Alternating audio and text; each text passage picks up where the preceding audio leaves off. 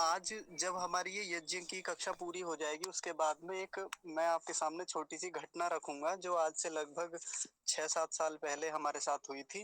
अभी पिछले दिनों एक प्रकरण चला था ना वो यज्ञ को लेकर, क्रांतिकारी जीवन, तो लगभग उसी को आधार बना के एक और घटना मुझे याद आई थी। मैं सोच रहा था कि उसकी भी चर्चा कक्षा में होनी चाहिए। तो आप लोग तब तक धैर्य बना के रखेंगे। बहुत रोचक घटना है, बहुत कुछ सीखने को मिलेगा और बाद में एक सिद्धांत उपस्थित करेंगे उसके साथ। चलिए तब तक बात कर लेते हैं यज्ञ के विषय में। यज्ञ की भूमिका चल रही है अभी। हम इसकी तैयारियों पर बात कर रहे हैं, कैसे तैयारियां की जाएं, किन-किन बातों का ध्यान रखा जाए, सावधानियां क्या होनी चाहिए, महत्वपूर्ण बातें क्या-क्या हैं। तो जैसे हमने परसों की कक्षा में देखा था कि यज्ञ स्थल पर बैठने के नियम क्या होने चाहिए, कैसे वहां पर जो लोग हैं सभी वो कैसे बैठें, उनके बैठने का अनुशासन क्या हो। तो देखिए मैंने एक चित्र बनाया रोचक सा आपके लिए, और आज मैं ये समूह में भी साझा कर दूंगा। आप स्क्रीनशॉट मत लीजिएगा, स्क्रीनशॉट अच्छा नहीं आता, ये समूह में भेज दूंगा तो आपको मिल जाएगा। देखिए उस दिन मैंने ऐसा ही एक मोटा मोटा स्केच जैसा आपको बना के दिखाया था, वो अच्छा नहीं था, लेकिन आज मैं विधिवत एक चित्र बना के लाया हूँ। तो सबसे पहले आप यहाँ देखिए, ये वाली दिशा, ये वाली जो है इधर वाली, ये कौन सी है? दक्षिण। और ये ऊपर वाली उत्तर दिशा बताई थी। इधर सीधे हाथ की तरफ जो है ये पूर्व दिशा, और ये उल्टे हाथ की तरफ जो है ये पश्चिम दिशा है। आप अपने फोन को या अपने डिवाइस को इसी दिशा में रख लेंगे, ऐसे ही जिधर आपके घर में दिशाएं होंगी, तब आप आराम से समझ पाएंगे और आराम से फिर जब यज्ञ करेंगे तो फिर आपको जानकारी रहेगी कि हमें किस दिशा में बैठना है या किस सदस्य को किस दिशा में बैठना है। तो जो यज्ञ कराने वाले श्रीमान हैं वो कहाँ बैठेंगे? यहाँ पर। श्रीमान हो, श्रीमती हो या कोई देवी जी हो, जो भी हो, वो इधर बैठेंगे जहाँ पुरोहित लिखा हुआ है। और देखिए पुरोहित के साथ एक शब्द क्या लिखा हुआ है? उत्तराभिमुख। यानी उनका मुख किधर रहेगा? उत्तर की ओर। सामने उत्तर है ना इनके ठीक सामने, तो इनका देखिए बड़ा अच्छा निर्धारण हो गया।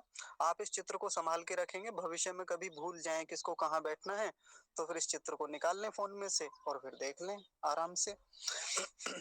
एक दूसरा देखिए, अब इधर ये वाला जो है जिधर मैंने गोला बनाया है, देखिए ये वाला, तो इधर कौन बैठेंगे? इधर यजमान बैठेंगे। यजमान जो हैं उनका मुख किधर को होगा? तो देखिए यही एक शब्द लिखा है पूर्वाभिमुख, और यहाँ मैंने एक तीर का निशान बनाया है। वो तीर का निशान इस बात को इंगित करता है कि उनका मुख किधर रहेगा? पूर्व दिशा की ओर मुख रहेगा उनका। अब हमारी कक्षा में पिछले दिनों किसी ने मुझसे पूछा था कि पति पत्नी के बैठने का क्या निर्धारण होना चाहिए, वो कैसे बैठें यदि जोड़ा बिठाया जाए यहाँ पर। तो वो कई बार एक बड़ी डिबेट होती है इस चीज को लेके, और लोग कहते हैं कि पत्नी पति के बाईं ओर बैठेगी, कोई कहता है दाईं ओर बैठेगी। ऐसा चलता है ना विवाद जैसा, और एक बड़ा संघर्ष कई बार देखने में आता है यज्ञ स्थल पर, और बहस चलती है इस बात को लेकर कि कौन किधर बैठे, और बहुत देर तो उन्हें इसी बात को निर्धारित करने में और निर्णय तक पहुंचने में लग जाती है कि कौन बैठे किधर। तो फिर इसमें कोई बाधा ही रह ही नहीं जाती। ऋषि दयानंद ने स्पष्ट कहा है ऐसे बैठे जी, बिल्कुल जैसे मैंने बनाया है। हालांकि कुछ एक ऐसे प्रसंग हैं जिनमें इनका स्थान थोड़ा सा बदला जाता है, पत्नी को बाईं ओर बिठा दिया जाता है। बस वो एक दो प्रसंग हैं उन्हें उनमें, पर हम जो सामान्य यज्ञ की बात कर रहे हैं उसमें तो जैसा मैंने बनाया है ये ऐसा ही बैठते हैं। ऐसा ऋषि ने संस्कार विधि आदि स्थानों पर लिखा है, मुख्य रूप से संस्कार विधि पुस्तक में लिखा है। तो अब देख लीजिए, आपको समझ में आ गया होगा। पति जो बैठे हैं ये बाईं ओर बैठे हैं, पत्नी उनके दाईं ओर बैठी हैं। दाईं ओर, बस स्पष्ट हो गया। आज के बाद कोई समस्या नहीं रहनी चाहिए। और यदि फिर भी किसी को बाधा लग रही है कि इसमें कोई प्रमाण बताइए, तो संस्कार विधि खोल लीजिए और उसमें उसमें सामान्य प्रकरण में जाएंगे आप, तो वहां मिल जाएगा प्रमाण आपको। ठीक है जी। तो मैं तो सीधा सीधा कह रहा हूँ, ऋषि ने बिल्कुल ऐसा बताया कि आप ऐसे बैठे, पत्नी जो बैठे वो पति के किधर बैठे? दाईं ओर बैठे। तो और बीच में ये यज्ञ वेदी है, तो आपको पता ही होगा ना। और देखिए यहाँ पर दीपक रखा हुआ है। जब हमने यज्ञ कुंड में अग्नि स्थापित कर दी, दीपक जला दिया, क्योंकि दीपक तो यजमान जलाते हैं ना इधर यहाँ पर बैठकर, यहाँ पर दीपक जलाया, फिर उसके बाद दीपक को यहाँ स्थानांतरित कर दिया जाता है ईशान कोण में। अब इस दीपक को इधर ही क्यों रखा जाता है ईशान कोण में, तो इस पर आगे बात करेंगे जब जल प्रसेचन आएगा, तब आप अच्छे से समझ लेंगे। ठीक है जी, ये हो गया। अब एक और बात आगे समझने वाली है, उसके लिए मैंने एक चित्र और बनाया था। ये चित्र मैं आपको सब समूह में भेजूंगा, सारे के सारे। अब आप एक बार इस चित्र को देखिए।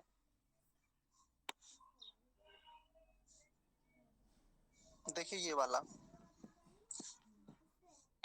अभी तक तो आपने पुरोहित ही देखा होगा कि पुरोहित बैठता है इस स्थान पर दक्षिण में। लेकिन मैंने आपको उस दिन एक बात बताई थी कि 4 लोग होते हैं बैठने वाले, उनके लिए अलग अलग स्थान ऋषि ने बताए हैं। तो जब 4 लोग यज्ञ करने वाले आते हैं हमारे घर पर, तो उनके अलग अलग नाम होते हैं। तो वो क्या क्या नाम है उनके, वो देख लीजिए।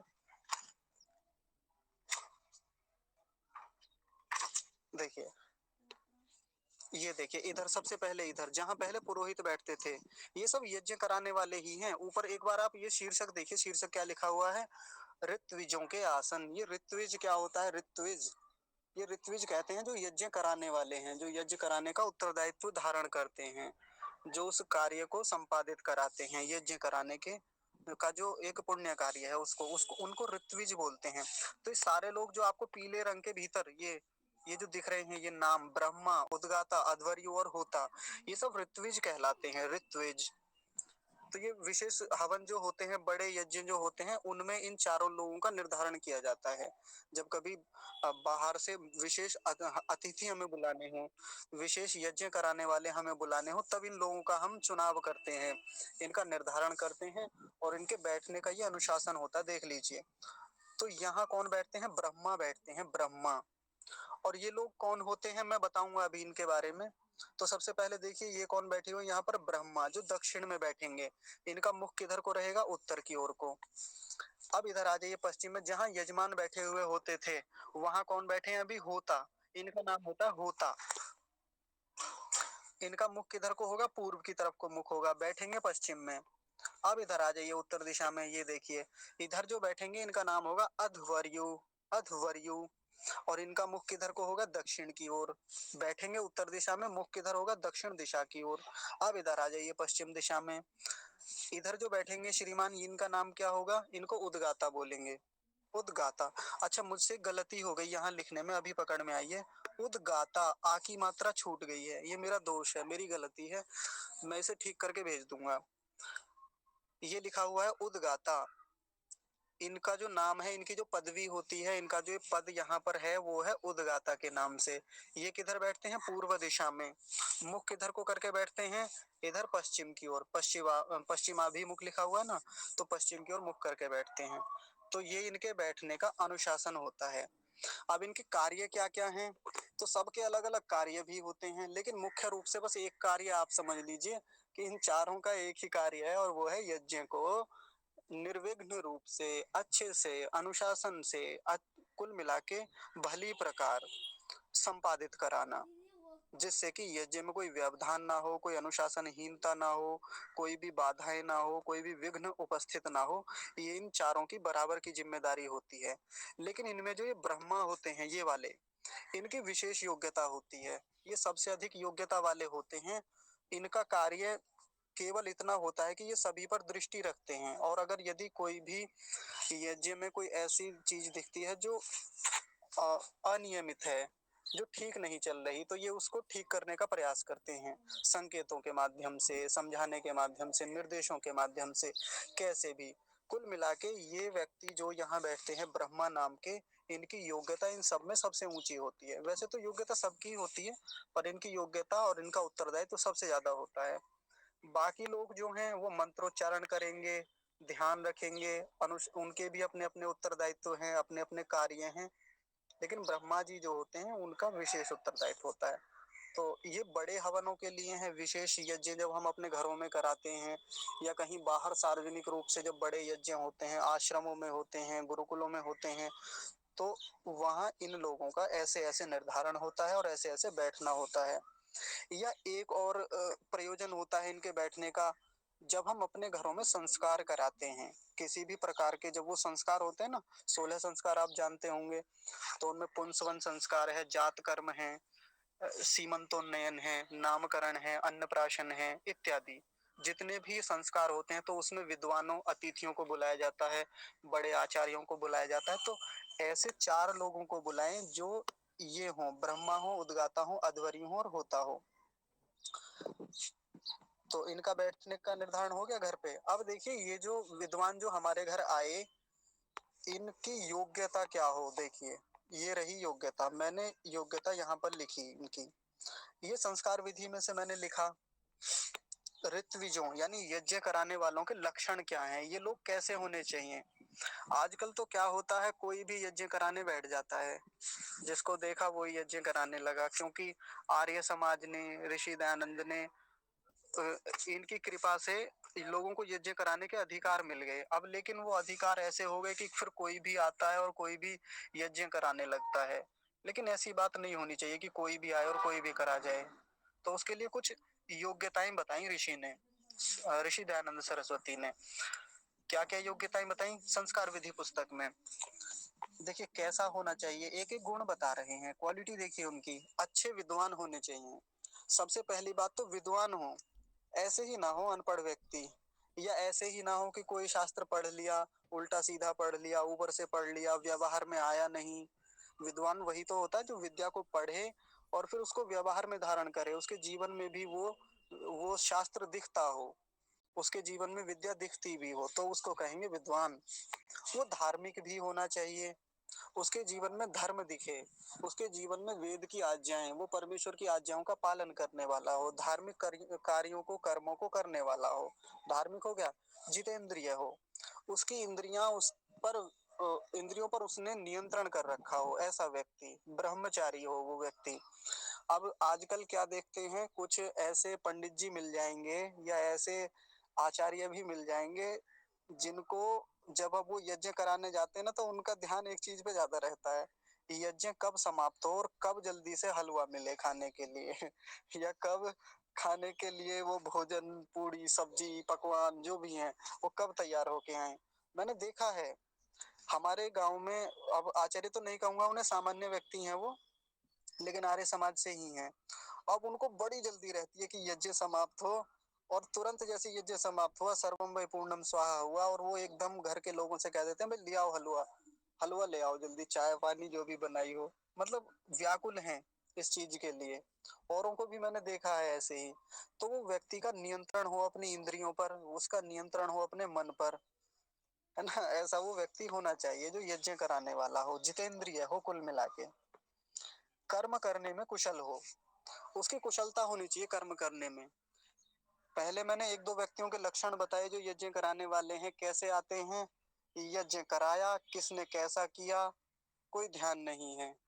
कैसे कैसे निर्देश करने चाहिए थे, इस कर्म को कितनी उत्तमता से संपादित कराना चाहिए था, वो कुशलता नहीं होती। कई आचार्यों में, कई विद्वानों में, कई ऋत्विजों में ऐसे लोग पकड़ में आते हैं, देखने में आते हैं। उन्हें मतलब नहीं रहता कितनी आहुतियां डली, कितनी नहीं डली, किसने डाली, किसने नहीं डाली, किसने अनुशासन में डाली, किसने नहीं डाली, किसने आचमन ठीक से किया नहीं किया, कौन मंत्र सही से बोल रहा था, एक श्रुति में बोल रहे थे नहीं बोल रहे थे। ज्यादा मतलब रहता नहीं, लोगों से ज्यादा संवाद भी करना उन्हें नहीं आता। कुल मिला के जो एक व्यवहार कुशलता होनी चाहिए वो उनमें नहीं होती। किस व्यक्ति से कैसे बात करनी चाहिए, कई बार लड़ लेते हैं, झगड़ लेते हैं यज्ञ स्थल पर। तो और भी बहुत सारी चीजें हैं जो कर्म करने में कुशलता उस व्यक्ति की होनी ही चाहिए। एक ये गुण हो गया। एक निर्लोभ, अगला गुण देखिए, निर्लोभ आया यहाँ पे। लोभी नहीं होना चाहिए, लालची ना हो। आजकल तो एक धंधा जैसा बना लिया ना, व्यवसाय जैसा, कि यज्ञ कराएंगे तो कुछ दक्षिणा मिलेगी और उससे घर चलेगा हमारा। ये सही बात है कि कोई भी पुरोहित है, कोई भी आचार्य है, ब्रह्मा है या कोई भी ऋत्विज है, वो यज्ञ कर्म कराता है तो बनता है कि उसकी दक्षिणा होनी चाहिए। लेकिन अब वो इस लालच में, इस लोभ में ही इस कार्य में उतर आए कि जी मुझे तो इतना ही चाहिए, आप इतने से कम देंगे तो फिर ऐसे काम नहीं चलेगा। जैसे मैंने आपको एक दिन एक घटना बताई थी, हमारे यहाँ एक सज्जन तो इतने अड़ गए थे बुरी तरीके से कि इतने से कम दिए तो जाऊंगा नहीं यहाँ से, इतने चाहिए तो चाहिए, उनका ऐसा हो गया था मामला। तो लोभी ना हो वो व्यक्ति, निर्लोभी हो, अपनी ओर से पूरा समर्पण रखे, लोगों को भी चाहिए कि उनका पूरा सहयोग करें, पूरा अच्छे से सत्कार करें। और यदि बाई चांस सत्कार ना हो उनका, तो फिर उनको लोभी ना होना चाहिए, उनको स्वीकार करना चाहिए। फिर एक है परोपकारी गुण। यज्ञ होता ही परोपकार है। यज्ञ कराने का जो कर्म है अपने आप में परोपकार का ही तो कर्म है।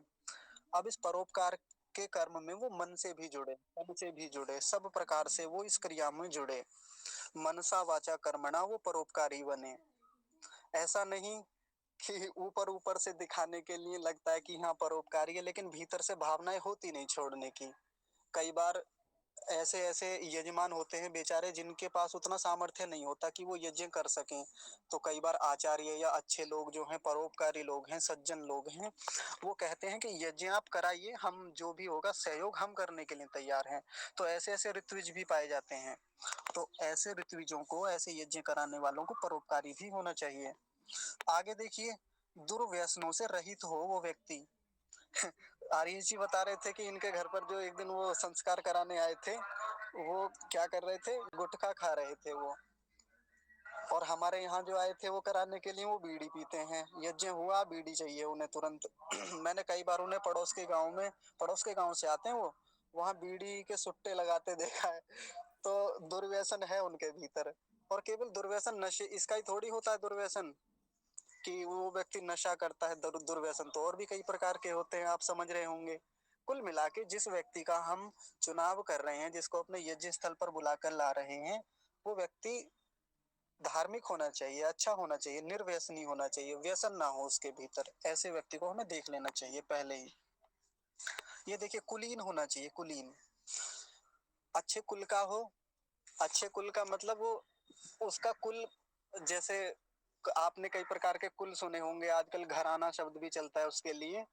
एक तो होता है वो व्यक्ति जिसका कुल ही बदनाम है, ऐसा भी तो होता है ना। तो यहाँ कुल का मतलब बस ऐसे समझ ले कि उस व्यक्ति की प्रतिष्ठा भी हो समाज में, उस व्यक्ति की लोग प्रशंसा भी करते हों, उसके घर वाले या उसका जो परिवार है वो भी व्यवहारिक हो, धार्मिक हो।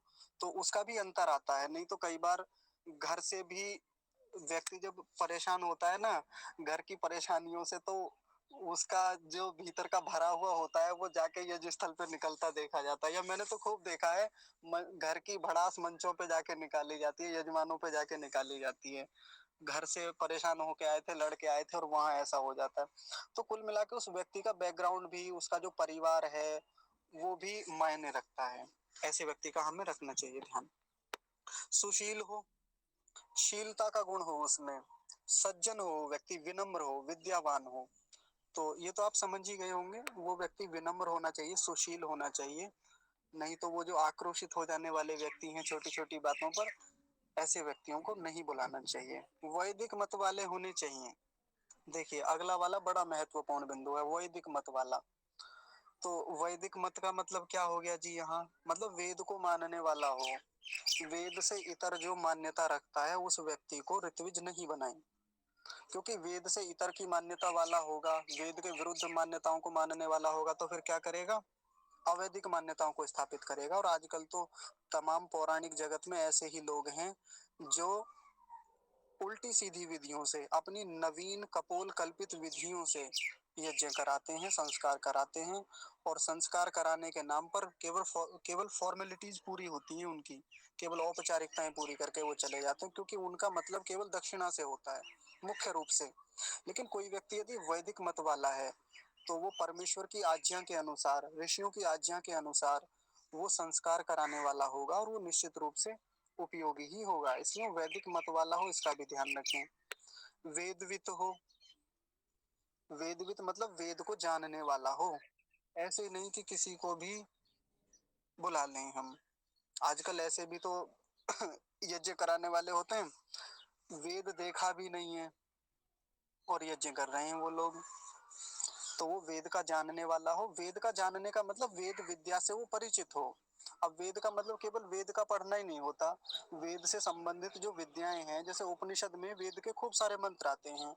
उपनिषदों की विद्या जो है वो वेद से ही आती है। तो किसी ने उपनिषद पढ़े तो हाँ, हम कह सकते हैं कि वो वेद को जानने वाला है। या किसी व्यक्ति ने दर्शन पढ़े हैं, तो दर्शनों की जितनी भी विद्या है वो वेद से आने वाली विद्या है। अब कोई व्यक्ति दर्शन पढ़ा हुआ है तो उसको भी हम कह सकते हैं कि हाँ, ये वेदवित है, वेद को जानने वाला है। ठीक है जी। आगे देखिए, एक दो तीन अथवा चार का वर्ण करें, अथवा शब्द लगा दिया।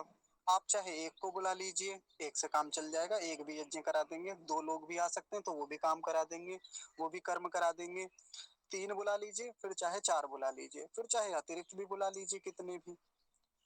तो कुल मिला के इनका हमें वर्ण करना चाहिए, इनको बुलाकर इनका यथा योग्य सत्कार करना चाहिए, सत्संगति करनी चाहिए, संगतिकरण करना चाहिए, जो संगतिकरण मैंने बताया था पिछले दिनों कक्षा में। ये हैं ऋत्विजों के लक्षण जो यज्ञ कराने वाले हों।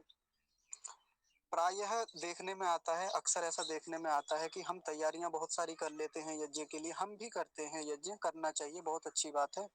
लेकिन जब किसी को बुलाने की बात आए, किसी ऋतुज के वर्ण की बात आए, तो इन बातों पर ध्यान बहुत कम दिया जाता है। तो मैं चाहता हूं कि एक एक बिंदु जो ऋषि ने हमें समझाए हैं यहाँ पर बताने का प्रयास किया है, तो इन बिंदुओं पर हम लोग ध्यान दें और इन पर भी काम करें, व्यवहार में लाएं। ये हो गया। हाँ, अब एक चीज और देखिए, देखिए ये वाला जो चित्र था, ये रुक जाइए, मैं थोड़ा इसे अलग कर लेता हूँ, ये वाला। अब आप इसमें सोच रहे होंगे इस वाले चित्र में कि इसमें तो ये यज्ञ कराने वाले ही बैठ गए सारे स्थानों पर, इधर ब्रह्मा जी बैठ गए, इधर होता बैठ गए, इधर अध्वर्यु बैठ गए, इधर उद्गाता बैठ गए।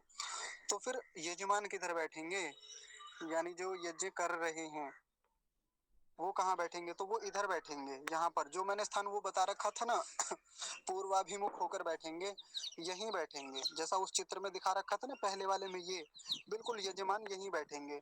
तो फिर ये यहाँ पर होता कहाँ बैठेंगे, होता इनसे पीछे को बैठ जाएंगे बस। यजमान तो आहुति लगाते हैं ना घृत आदि की, तो यजमान यहाँ बिल्कुल पास में बैठेंगे वेदी के पास में, और जो होता जी बैठेंगे वो उनसे पीछे होकर बैठेंगे, ऐसा। और देखिए यजमान के लिए एक और स्थान बताया है, यजमान कहाँ बैठ सकते हैं, तो यहाँ भी बैठ सकते हैं यजमान, यहाँ भी ये भी स्थान होता है बैठने का यजमानों का, ये वाला, यानी दक्षिण में भी बैठ सकते हैं उत्तर की ओर मुख करके। तो ये दो स्थान हो गए, इनका हम सबको पता होना चाहिए, ध्यान होना चाहिए। अब आप लोग सोच रहे होंगे कि भाई देखो हम तो ठहरे सामान्य लोग, कुछ लोग ऐसा भी सोच रहे होंगे हम तो बुला लाएंगे किसी को, पंडित जी को, वो ही बता देते हैं हमें तो किधर बैठना किधर नहीं बैठना। तो ऐसे ही थोड़ी बने रहना है। हम कक्षा में जुड़ते इसलिए हैं ताकि हम यज्ञ सीखें, हम स्वयं भी करें, हम बाहर भी कराएं, अपने संबंधियों में भी कराएं। ये भी तो एक हमारा होना चाहिए ना। कल को हम किसी से बात करें इस बारे में, औरों को भी बता सकते हैं, जानकारी दे सकते हैं।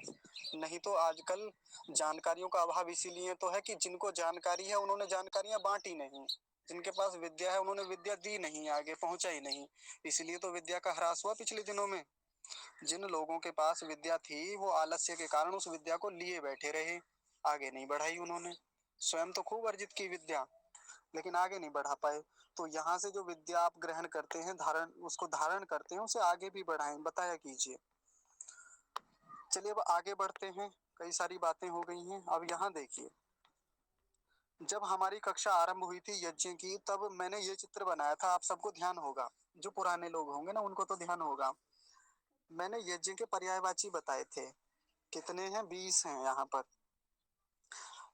और ये कहाँ से उठाए, ये कहाँ मिले मुझे, तो ये मिले थे निघंटू में।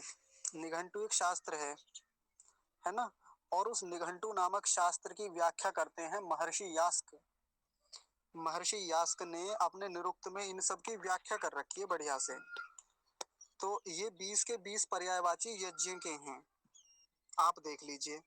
आपके घर पे जैसे कभी यज्ञ होता होगा या कोई यज्ञ कराने वाले आते होंगे, तो वो व्याख्यान करते होंगे, या आपने YouTube आदि पर सुना होगा कि भाई यज्ञ को ये कहते हैं। आपने ज्यादा से ज्यादा कितने नाम सुने होंगे, मैं नाम बता देता हूँ जो आपने सुने होंगे।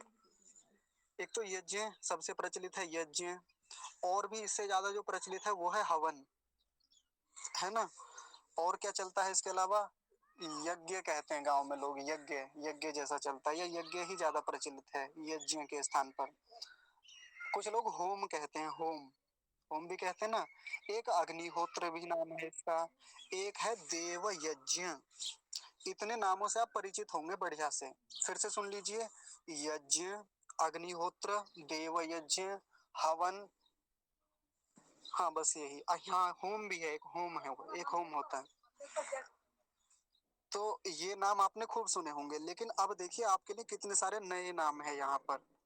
सबसे पहला तो वही आपका चिर परिचित नाम यज्ञ। हाँ, बहुत ध्यान से सुनेंगे नामों को, इनका शुद्ध उच्चारण भी हमें पता होना चाहिए। कल को जब हम कहीं बाहर यज्ञ करने जाएं, किसी को बताएं, तो हम ये नाम बताएंगे तो पता चलेगा कि हाँ, ये व्यक्ति पढ़ा लिखा है, इसने कुछ पढ़ा है। आप ये नाम याद कर लेंगे ना, तो आपको सरलता हो जाएगी लोगों को और व्याख्यान करने में। देखिए क्या नाम है, यज्ञ। दूसरा नाम देखेंगे वेनः। ये भी यज्ञ का ही नाम होता है, यज्ञ का ही पर्यायवाची है, वेनः। तीसरा नाम देखिए अध्वरः। अध्वरः, बीच में धकार हलंत है ना, आधा है, अध्वरः ऐसा करके विसर्ग लगाएंगे जरूर इनमें पीछे। अगला है मेधः। मेधः ऐसा। अगला है विदथः। विदथः ऐसा बोलेंगे, दकार को पूरा रखेंगे, आधा नहीं करेंगे, नहीं तो विदथ बोल देते हैं कई बार, विदथ ऐसा नहीं करेंगे, विदथः। विदथः ऐसा। छठा नाम देखिए नार्यः। नार्यः। सातवां नाम देखिए सवनम। सबनम नहीं कहेंगे कभी, सबनम बोल दें, या शबनम मत बोल देना, वो शोला सबनम वाला जो होता है वैसा शबनम नहीं है ये। क्या है, सवनम, तालव्य शकार के स्थान पर दंतीय सकार है, सवनम ऐसा। आठवां नाम देखिए होत्रा। ये भी अग्निहोत्र को ही कहते हैं, अग्निहोत्र के जैसा ही नाम है ये भी, होत्रा। नौवां शब्द देखिए इष्टिहि। इष्टिहि, ये नाम तो आपने सुना होगा, इष्टिहि। कब सुना है, जब दीपावली और होली आती है तो हम उस पर्व को क्या कह के मनाते हैं, या पहले क्या नाम होता था इस पर्व का, दीपावली और होली का, नवसस्येष्टि। नव, नव माने नया, सस्य माने फसल, और नई फसल आने पर जो इष्टि यज्ञ होता है, इष्टि, तो उसको नवसस्येष्टि पर्व बोलते थे। आजकल नाम बदल गया उसका, दीपावली रख दिया, होली रख दिया। तो ये इष्टि शब्द शब्द जो है वहीं से आया। 10वां शब्द देखिए, 10वां क्या है, देवताता। देवताता ऐसा नाम है, देव मत बोलिएगा कभी, देवताता कह दें, देवताता ऐसा है। आगे चलते हैं, 11वां नाम मखः। मखः आसान है। 12वां नाम देखिए विष्णु। विष्णु, एक दिन एक पंक्ति बताई थी मैंने आपको ब्राह्मण ग्रंथ की, यज्ञो वै विष्णु, तो ये वही वाला विष्णु है। 13वां नाम क्या है, इंदुः। इंदुः। 14वां नाम क्या है, प्रजापति। जो 33 प्रकार के देवता बताए जाते हैं ना, उन 33 प्रकार के देवताओं में प्रजापति भी तो देवता होता है, तो ये वही प्रजापति है जो आपने 33 प्रकार के देवताओं के नाम याद कर रखे होंगे, प्रजापति ही। 15वां नाम देखिए घर्मः। आप इन्हें बाद में याद कर लीजिएगा आराम से। 16वां नाम है हवनम, जिसको हम हवन कहते हैं वो हवनम है, मकार और लगा दिया पीछे, मकार हलन। फिर जिसको हम होम कहते हैं, विसर्ग लगाया उसमें, तो क्या बना, होमः, ये भी इसी का पर्यायवाची है। और बहुत अधिक प्रचलित नाम यदि प्राचीन काल में कोई होता था ना इसका, तो वो होता था याग। याग ज्यादा बोलते थे, दो प्रकार के याग होते थे, एक तो स्रोत याग और स्मार्त याग। मैं इनके बारे में बाद में बताऊंगा फिर कभी, स्रोत याग और स्मार्त याग, बड़े बड़े यज्ञ होते थे, उनको याग बोलते थे। 19वां नाम देखिए क्रतुः। क्रतुः। और 20वां और अंतिम नाम जो मुझे पकड़ में आया वो है सत्रम। सत्रम, सत्र होता है ना, सत्र, तो उसमें मकार हलंत लगाया तो सत्रम बन गया। ये सारे के सारे 20 यज्ञ के पर्यायवाची नाम हैं, आप इन्हें याद कर लीजिएगा, किसी दिन सुनूंगा मैं, ठीक है भाई। अगर हम पढ़ रहे हैं और पढ़ा रहे हैं तो फिर जिम्मेदारी बनती है हमारी भी कि बीच बीच में परीक्षाएं ली जाएं आपकी। और एक बात मैंने यज्ञ के जब इन यज्ञ की जब भूमिका रखनी आरंभ की थी, तब मैंने एक बात कही थी आप सभी से कि अब जब यज्ञ के मंत्रों का अर्थ चलेगा ना, तो आप लोग बहुत ध्यान से सुनेंगे प्रत्येक अर्थ को, प्रत्येक शब्द के अर्थ को, क्योंकि कई स्थानों पर धातुएं बताई जाएंगी, धातुओं के अर्थ बताए जाएंगे, विस्तार से खोला जाएगा एक एक शब्द को, क्रियाओं पर बात होंगी। तो फिर मैं परीक्षा भी लेता रहूंगा बीच बीच में, किसी का भी नाम बोल सकता हूँ कक्षा में, ऐसे ही आप इसका अर्थ बताइए, आप इसका मतलब बताइए, कुछ भी पूछ सकता हूँ जितनी बातें अभी तक हुई हैं। जैसे मान लीजिए मैं एक परीक्षा अभी एक प्रश्न रख देता हूँ आपके सामने, जैसे ये चित्र है इससे संबंधित, हालांकि मैं दिखा कर रहा हूँ अभी, बाद में बिना दिखाए प्रश्न करूंगा आपसे। कैसे, आपसे पूछूंगा कि बताइए ब्रह्मा का मुख किधर को होता है और ब्रह्मा किस दिशा में बैठता है? तो आप क्या उत्तर देंगे? ब्रह्मा दक्षिण में बैठता है और उसका मुख कहाँ होता है? उत्तर दिशा में। ये आपको उत्तर देना होगा मुझे। मैं आपसे पूछूंगा उद्गाता किस दिशा में बैठते हैं और उनका मुख किधर होता है? तो पश्चिम की ओर मुख होता है उनका और वो उत्तर दिशा पूर्व दिशा में बैठते हैं। ये बैठे ना यहाँ पे, ये ऐसे ही आप उत्तर देंगे। मैं आपसे फिर ये प्रश्न करूंगा किसी दिन कि ऋत्विजों के लक्षण बताइए। जो अच्छे ऋत्विज होते हैं जिनको हम यज्ञ करने के लिए बुलाते हैं, वर्ण करते हैं, उनके लक्षण बता दीजिए। अब किसी से 2 पूछ लूंगा, किसी से 4 पूछ लूंगा, ऐसे ऐसे मैं आपसे पूछूंगा और आप उसके उत्तर देंगे फिर मुझे। हो गई? फिर मैं आपसे एक प्रश्न और पूछ सकता हूँ। पति और पत्नी कैसे बैठे और किस दिशा में बैठे, उनका मुख किधर हो, कौन किसके बाईं ओर बैठे, कौन किसके दाईं ओर बैठे, ये बताइए। ये आपको उत्तर देना होगा। दीपक किस दिशा में रखा जाता है ना? ये तो हमें पता ही होना चाहिए, क्योंकि कल को जब हम स्वयं भी यज्ञ करेंगे या बाहर कहीं कराने जाएंगे तो वहां हमसे गलतियां ना हो, दोष ना हो जाए, इसलिए हमें पता ही होना चाहिए। या वहां अपमानित ना होना पड़े। कई बार होता है ना, करना कुछ था करके कुछ और आ गए और वहां किसी ने टोक दिया, ऐसा भी तो हो जाता है ना। हालांकि टोकता नहीं है कोई जब हम जाते हैं, पर फिर भी अपनी ओर से तो सावधानी हमें रखनी चाहिए कि गलतियां कम से कम हो या ना ही हो। तो ये प्रश्न आपके लिए अब आते रहेंगे भविष्य में।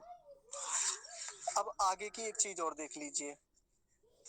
एक दिन किसी ने और प्रश्न किया था 2-3 दिन पहले कि यज्ञ में जो समिधाएं होती हैं, मीरा ने पूछा था ये प्रश्न कि यज्ञ में जो समिधाएं होती हैं वो कौन कौन सी हो सकती हैं, किस किस की समिधाएं हम लगा सकते हैं। तो देखिए, संस्कार विधि पुस्तक में ही महर्षि दयानंद सरस्वती लिखते हैं कि समिधाएं किस किस की हों। तो एक तो लिखा पलाश, पलाश की समिधा लगाएं आप, पलाश। अब ये पलाश क्या होता है? तो देखिए, मैं आपके लिए चित्र ले आया, ये देखिए। आप जो लोग गांव में रहते होंगे शायद वो जानते होंगे इसको। ये फूल देख रहे हैं आप, ये वाले, ये पलाश के फूल हैं। हमारे यहाँ तो खूब होते हैं, हम ये फूल भी खूब इकट्ठे करके लाते हैं। तो इसकी समिधा बताई, इसकी समिधाएं आप लगा सकते हैं। दूसरा बताया शमी। अब ये शमी क्या होता है ये मुझे पता नहीं है, मैंने गूगल पर भी जाकर देखा, खोजा, तो वहां एक जैसा वो छुई मुई जैसा पौधा होता है ना, उसके जैसा होता है शमी। तो अब थोड़ा आचार्य जी, हाँ जी। शमी हमारे घर में है, मतलब हमें पता है कैसी होती है।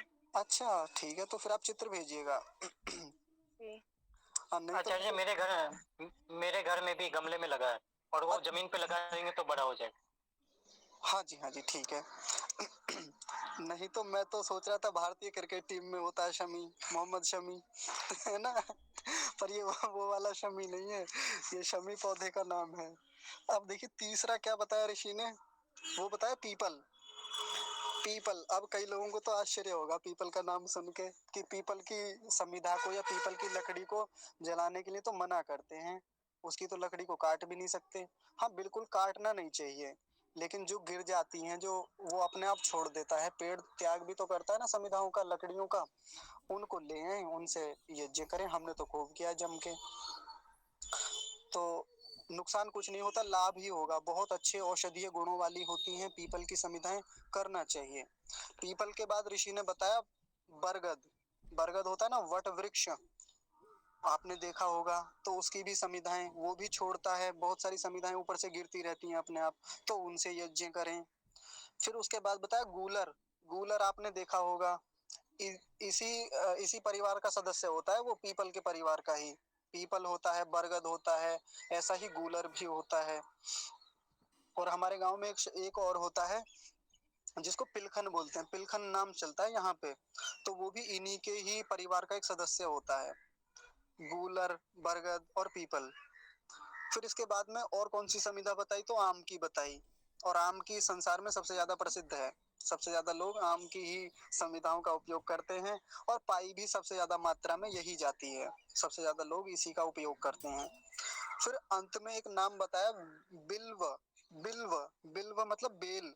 बेल होती है ना जिसका आप लोग जूस पीते होंगे, वो ऊपर से पत्थर जैसी होती है, फल जो होता है वो, तो वो बिल्व जिसपे कांटे आते, बड़े बड़े कांटे होते हैं। अब तो बहुत कम देखने में आता है, वो लोग लगाते ही नहीं है। शहरों में तो बिल्कुल नहीं दिखेगा। तो उसकी भी संविधाएं होती हैं और बहुत अच्छी संविधाएं इसकी होती हैं। हमने कभी बहुत पहले यूज की थी इसकी, अब तो दिखता नहीं ये पेड़ कहीं भी।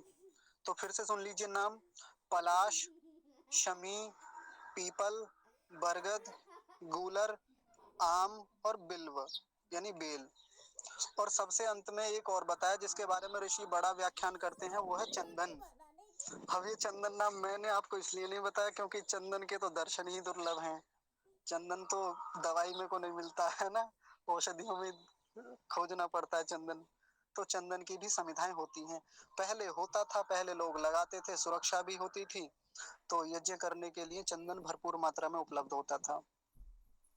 तो चंदन की भी संविधाएं लगती हैं। आचार्य जी, नीम नीम की नहीं होती क्या? नीम की मेरे पढ़ने में नहीं आई कहीं, मैंने कहीं नहीं सुना, नहीं देखा। नहीं होती नीम की। हाँ जी। अगर जिस पेड़ में दूध होता है उसकी होती है संविधाएं, सभी की, जिनमें भी दूध होता है। जी जी जी, बिल्कुल।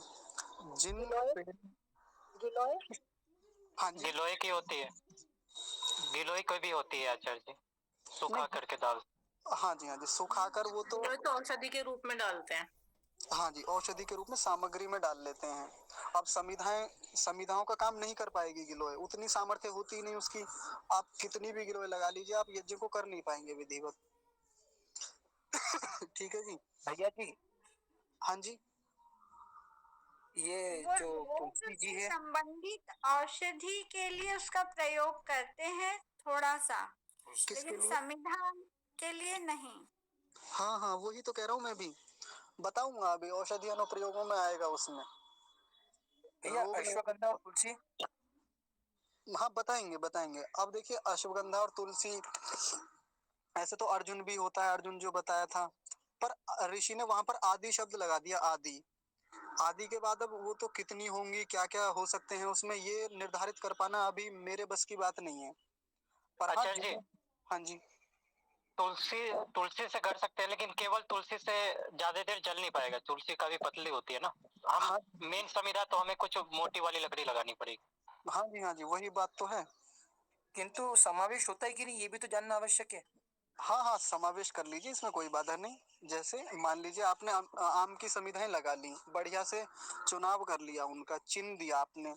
अब उसके बाद में थोड़ी सी आपके पास जैसे सूखी हुई ये तुलसी होती है, सूखे हुए तुलसी के पौधे होते हैं, उनको ले आइए, उनकी छोटे छोटे से करके उसमें लगा दीजिए बढ़िया से। या जैसे आपने बताया अश्वगंधा, तो उसकी लगा दीजिए, अर्जुन है तो उसका लगा दीजिए, कोई बाधा नहीं। आचार्य जी, एक चीज और इसमें आवश्यक है, जो हाँ जी समिधा हम प्रयोग करते हैं ना, जी, उसमें कीड़े लगे हुए नहीं होने चाहिए। प्रायः क्या होता है मैं देखता हूँ, मतलब लोग खरीदते हैं, और आर्य समाज के मंदिरों में भी होता होगा शायद, जी लकड़ियों पे ध्यान नहीं रखते हैं, वो फिर जीव हत्या होती है वहाँ। हाँ जी, लकड़ी सड़े हुए लकड़ी नहीं होनी चाहिए। जी जी जी, बस वही बात मैं करने वाला था अभी। तो जब हमने संविधाओं का पता चल गया हमें कि इन इनकी संविधाएं हो, तो फिर अब संविधाओं के साथ क्या करें, क्या क्या और ध्यान रखें संविधाओं के विषय में।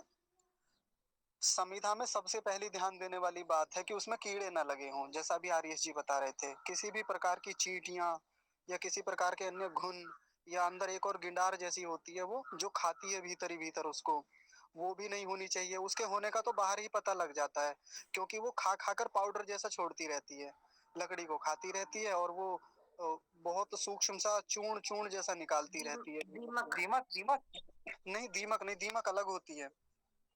तो पता नहीं आप लोगों को कभी मिली होगी, यदि मुझे मिलेगी ना, मैं दिखाऊंगा आपको। जी, बड़ी, चूरे तो देखे भैया मैंने, सही कह रहे।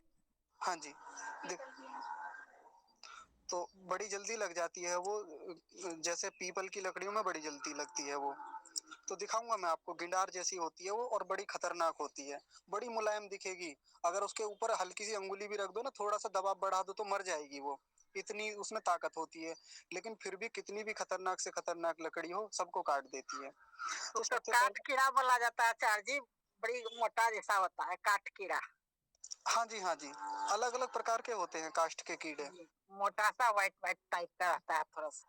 हाँ जी हाँ जी, कुल मिला के बात ये है कि किसी भी प्रकार का कीड़ा लगा ना हो उसमें, चींटियां ना हो, दीमक ना हो, आप अपने हिसाब से देख लीजिए।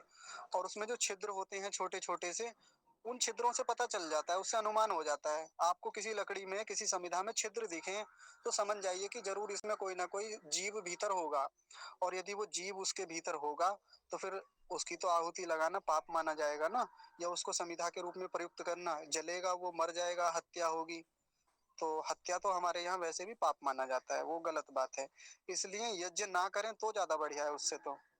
और जब भी करें तो समिधा का चुनाव विधिवत करें, अच्छे से करें। और दूसरी बात क्या ध्यान रखें समिधा में, जब हमने ये देख लिया कि हाँ जी समिधा कीटों से रहित है, एकदम शुद्ध है, साफ है, दूसरी बात ये ध्यान रखें वो नमी से युक्त ना हो, गीली ना हो, आर्द्रता से युक्त ना हो, सूखी हो कुल मिला के। नहीं तो कई बार लोग उसको क्या करते हैं, किसी बोरी में, कट्टे में, या किसी भी चीज में बंद करके घर के किसी कोने में, किसी ऐसे स्थान में जहां अंधेरा रहता है, ऐसे अंधेरे कक्ष में रखते हैं ना, या किसी अलमारी में बंद करके रखते हैं लंबे समय तक। कीड़े तो नहीं लगे लेकिन वो नमी पकड़े हुए होती हैं, नमी पकड़ गई, अब निकालते हैं कई कई महीने बाद उसे, सीली पड़ी हैं, उन्हीं से यज्ञ चल रहा है। तो पहली बात तो यज्ञ करने में बाधा हो जाएगी, विधिवत अच्छे से अग्नि प्रज्वलित नहीं होगी उसमें। तो सबसे पहला निर्धारण और क्या करना चाहिए हमें, सूखी समिधाओं का चुनाव करें। और सूखी समिधाओं का चुनाव करने के लिए मैंने एक बात बताई थी कि यदि हमारे घर में गीली समिधाएं रखी हुई हैं, पुरानी हो गई हैं, तो उन्हें तीव्र धूप में, सूर्य के प्रकाश में लाके छत पर या खुले स्थानों पर डाल दें, वो कुछ दिन में अपने आप सूख जाएंगी, अच्छी हो जाएंगी, बढ़िया हो जाएंगी। या जो नियमित रूप से यज्ञ करने वाले लोग हैं तो उनको तो ये काम करते रहना चाहिए। अब कई बार शहर वाले लोगों के लिए बाधा हो जाती है, ये बात तो उनके लिए है जो जो गांव या गांव के आसपास रहते हैं, तो उनको तो बड़ी सुविधाएं हैं, उनको बाधा नहीं होती, उनको तो हर दिन मिल जाएंगी, निःशुल्क मिल जाएंगी, भरपूर मिल जाएंगी। लेकिन मैं अब शहर वालों के लिए बात कर लूं, अब भाई उन्हें तो आश्रित रहना होता है दुकान पर, वो दुकान पर जाएंगे और जाकर खरीद के लाएंगे। कुछ पैकेट बंद आजकल चल रही हैं, अच्छी होती हैं, लेकिन पैकेट बंद आप समिधाओं को देखेंगे कैसी होती हैं, वो काटी हुई होती हैं, मतलब मशीन से उनका एक चौकोर आकृति में काटा हुआ होता है। अब वो चौकोर आकृति में कटी हुई समिधाओं होने का मतलब सीधा सा ये है कि किसी बड़े पेड़ को काटकर बनाई हुई समिधाएं हैं वो। और आप गांव में समिधाएं देखें तो कैसी होती हैं, छोटी छोटी सी होती हैं, ज्यादा से ज्यादा कितनी होंगी, जितना बड़ा हमारा अंगूठा होगा उससे और बड़ी ले लीजिए, थोड़ी और बड़ी ले लीजिए, इतनी बड़ी मिल जाएंगी, छिलका लगा हुआ होगा उन पर। और शहरों में जो मिलती हैं या जो पैकेट बंद मिलती हैं या जो मोल हम खरीद के लाते हैं, ये कैसी समिधाएं मिलती हैं, काटी हुई मशीनों से।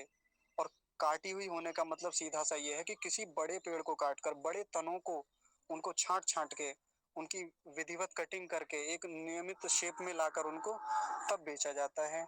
और उसके लिए फिर क्या किया जाएगा, जब भरपूर मात्रा में इनको बेचा जाएगा तो उससे पहले क्या किया जाएगा, पेड़ काटा जाएगा और सूखा पेड़ मिल जाएगा। ये तो इतने दयावान लोग आजकल बचे नहीं है कि सूखे पेड़ ही काटेंगे, भरपूर मात्रा में हरे पेड़ काटे जाते हैं। क्यों? क्योंकि बिजनेस होगा, हमारी समिधाएं बनेंगी इनसे और समिधाएं खूब बिकेंगी। इसलिए कोशिश करें कि इन समिधाओं से बचें। जो लोग गांव के आसपास रहते हैं, जिनकी पहुंच है गांवों में, जिनके परिचित हैं गांवों में, जड़ें कहीं ना कहीं अभी हैं गांवों में जुड़ी हुई शहर वाले लोगों की, या परिचित हैं, तो उनसे मंगा लें, खरीद लें उनसे। भाई खरीदनी आपको दुकान से भी है खरीद लें उनसे भी। और गांव वाला व्यक्ति भले ही पैसे में दे दे, लेकिन उससे ज्यादा दे देगा और शुद्ध दे देगा, अच्छी दे देगा वो।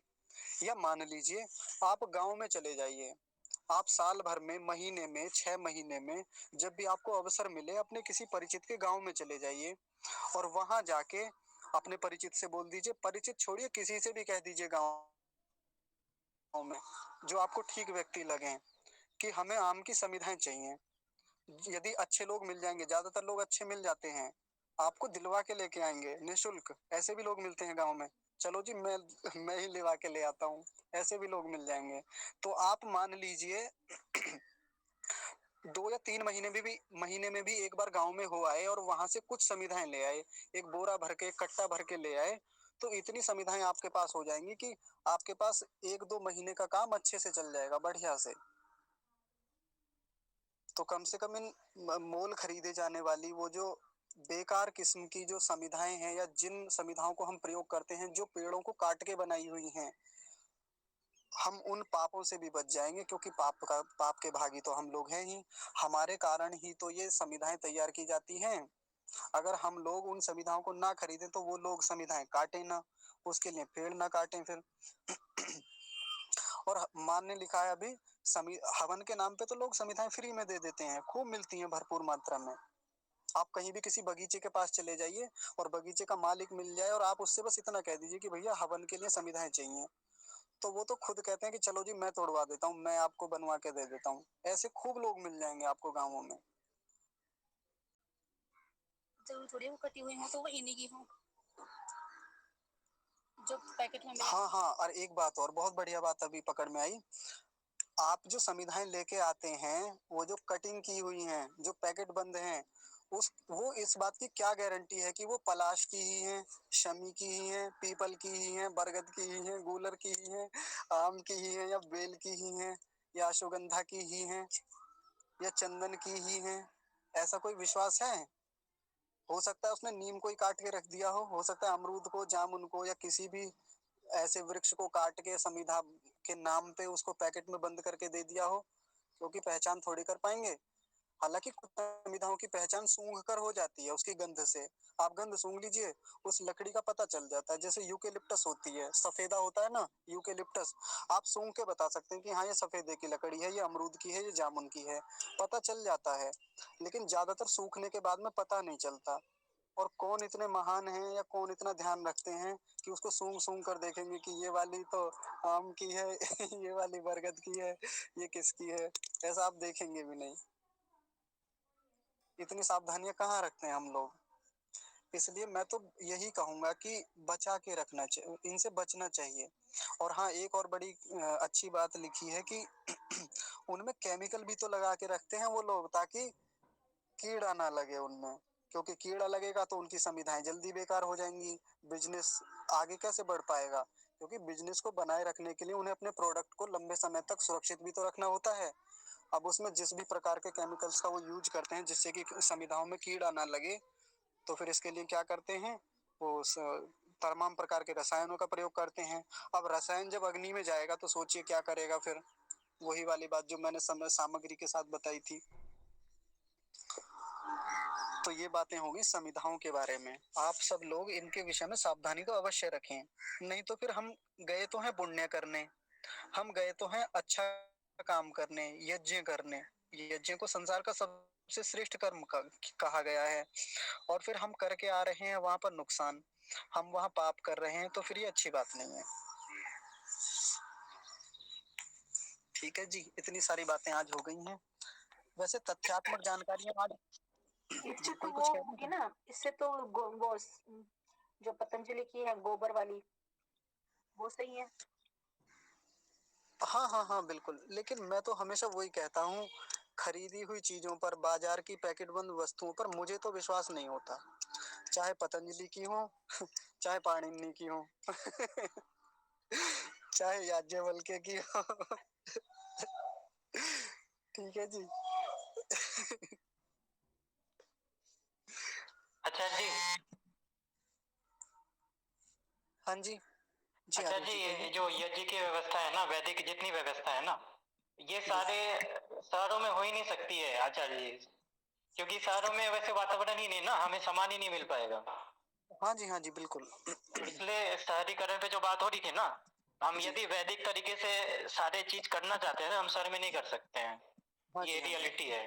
हम सारे नियम, बहुत सारी चीजों में हमें पाप लगेगा शहरों में। हाँ जी बिल्कुल। तो अब मजबूरी तो है शहर वाले लोगों की, लेकिन मैं फिर यही कहूंगा कि भले ही आप शहर में रह के नहीं कर पा रहे तो गाँवों से जुड़ जाइए और गाँवों से चीजों को मंगाइए, गाँवों से, गाँव में खुद जाके हो आइए, ले आइए वहां से। ये सबसे अच्छा विकल्प है। ठीक है जी।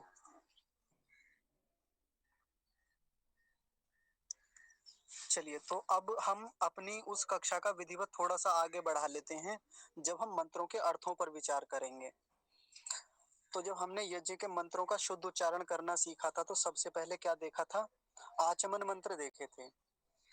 सबसे पहले आचमन मंत्र आते हैं ना तो अभी देखिए, अब आपको बहुत सावधानी से चीजों को देखने की आवश्यकता है, क्योंकि अब यहाँ से प्रश्न पूछे जाएंगे आगे, यहाँ से परीक्षाएं होंगी, तो ध्यान से देखिएगा हर चीज को।